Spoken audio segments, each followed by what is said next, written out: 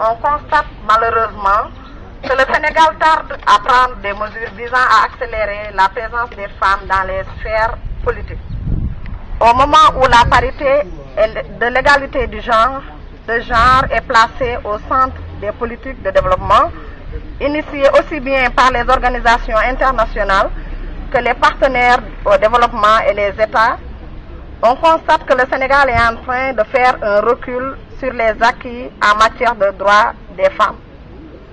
Pourtant, le rôle incontestable dans le développement économique, social et environnemental de ce pays n'est plus à démontrer. Pendant que les femmes occupent 70% des activités agricoles, constituent la majorité active dans le secteur informel, transformation, commerce, et très présente dans les secteurs PME, PMI et agroalimentaires, elles sont de plus en plus exclues des principales instances de la gouvernance économique et politique de ce pays. L'expertise des femmes est maintenant avérée dans tous les domaines. Elles ont à ce titre leur place dans le Conseil économique, social et environnemental pour une meilleure prise en charge des spécificités de leurs besoins dans les avis et recommandations formulées pour la bonne marche du pays.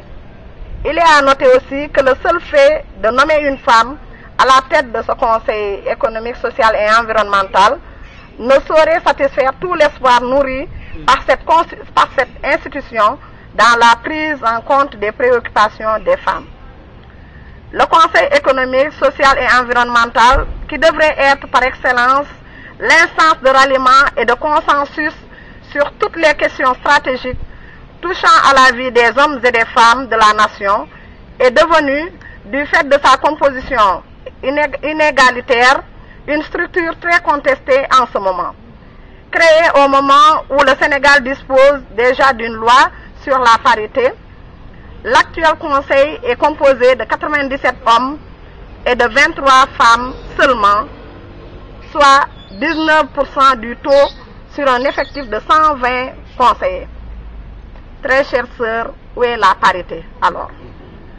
Contrairement à l'ancienne répartition de cette institution qui naguère enregistré 44% de femmes. Cet état de fait constitue un recul net par rapport à 30 ans de lutte démocratique des organisations féminines pour un égal accès des hommes et des femmes aux instances de décision du Sénégal, quand bien même la loi sur la parité concerne les fonctions électives et semi-électives. En effet, la parité est un principe garanti par des lois, des conventions et des protocoles. Toutes les conventions des Nations Unies et de l'unité africaine portant sur les droits de la personne humaine, régulièrement signées et ratifiées par l'État du Sénégal, font partie intégrante de la Constitution en vertu de son préambule. Ainsi, toute loi non conforme aux dispositions de la Constitution et des conventions susmentionnées devient par là même inconstitutionnellement, et il est du devoir inconstitutionnel, excusez-moi, et il est du devoir de tout citoyen et de toute citoyenne de la dénoncer et d'exiger le respect strict du droit. L'article 9 du protocole de Maputo énonce les obligations suivantes à la charge des États parties. Les États entreprennent des actions positives spécifiques pour promouvoir la gouvernance participative et la participation paritaire des femmes dans la vie politique de leur pays à travers une action affirmative et une législation nationale et d'autres mesures de nature à garantir que les femmes soient des partenaires égaux des hommes à tous les niveaux de l'élaboration et de la mise en œuvre des politiques et des programmes de développement de l'État. Les États assurent une représentation et une participation accrue, significative et efficace des femmes à tous les niveaux de la prise des décisions. Au surplus de l'article 7, alinéa 5 de la Constitution, pose l'exigence suivante. La loi favorise l'égal accès des femmes et des hommes aux mandats et fonctions. Le décret portant nomination des membres du Conseil économique, social et environnemental, CESE, ne respectant pas la double exigence posée aux articles 9 et du protocole de Maputo et alinéa 5 de la Constitution, il est de ce fait d'une totale inconstitutionnalité. Le résultat auquel elle a donné lieu en est la parfaite illustration. En effet, faute pour la loi portant création du CESE d'avoir prévu des dispositions favorisant l'égal accès des femmes et des hommes au mandat de conseiller à la CESE.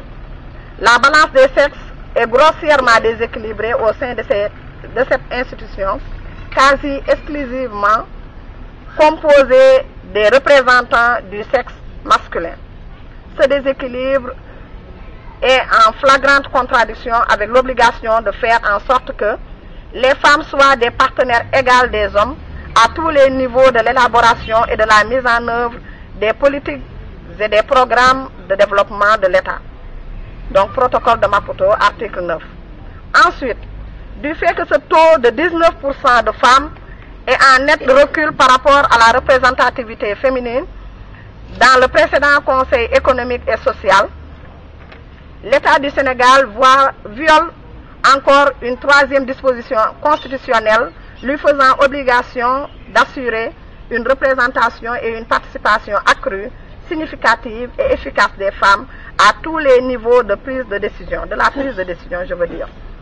Donc, il ressort de cette disposition que la représentation des femmes devant être accrue, toute loi et mesure, décret de nomination, je veux dire, conduisant à la baisse du taux de représentation constitue une violation effective de cette obligation constitutionnelle. Au moment où le président de la République avait la possibilité de montrer à la face du monde que la parité est ancrée dans les pratiques sénégalaises, il s'est illustré par un silence coupable lors de la mise en place des commissions de l'Assemblée nationale, la nomination des membres du gouvernement et la récente désignation des membres du Conseil économique, social et environnemental. Nos associations,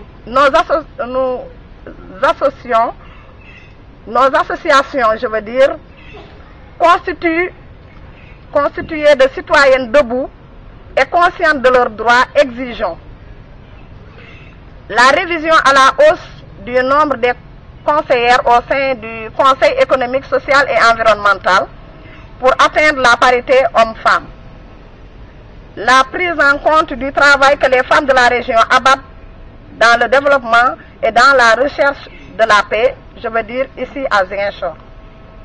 Le renforcement immédiat des moyens de l'Observatoire national de la parité pour lui permettre de jouer pleinement son rôle d'instance de saisine en cas de violation flagrante des dispositions de la parité.